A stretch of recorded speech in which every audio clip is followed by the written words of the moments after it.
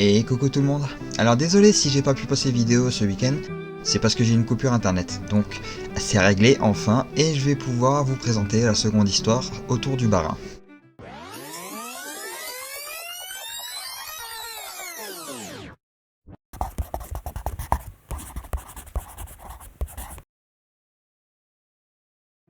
Je crois que ce sera une première dans les histoires que nous avons pu voir jusqu'à maintenant, car nous allons parler précisément d'un objet, la fameuse horloge de Strasbourg et de la légende qui l'entoure, ainsi que de son concepteur.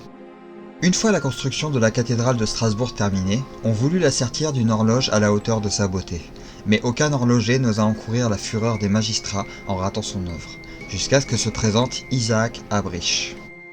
Un vieil homme qui promit une horloge sans commune mesure dans le monde. Promesse tellement belle que les seigneurs de la ville signèrent sans aucune hésitation. Et c'est ainsi que plusieurs années de travail acharné plus tard, l'horloge vit le jour. Et l'homme n'avait pas menti.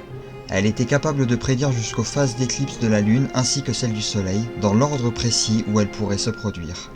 Le lever et le coucher du soleil à la seconde près, ou encore la faculté de se remonter d'elle-même chaque début d'année.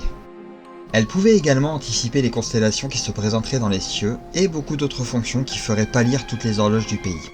Et que dire des carillons aux tâtements cristallins qui plongèrent la ville dans un état de liesse constante. Bref, vous avez bien compris qu'il s'agissait probablement de l'horloge la plus avancée qui puisse exister en ce temps. Tant et si bien que les magistrats eurent la crainte que le vieil homme soit débauché pour en fabriquer une autre, privant la ville de son trésor unique. Alors ils firent mettre au fer le vieil horloger et l'accusèrent d'avoir pactisé avec le diable pour concevoir son œuvre. La sentence serait la perte de sa vue, mais l'homme eut une dernière volonté, remonter une dernière fois son horloge avant de ne plus jamais pouvoir la regarder. Ils acceptèrent, et laissèrent l'homme monter au sommet de la tour pour faire son travail. Mais l'horloge ne tournerait plus, car même si l'homme était privé de sa vue, il avait eu une dernière chance de pouvoir priver la ville de son œuvre et l'avait saisie. Et l'horloge ne tourna plus dès lors, figée.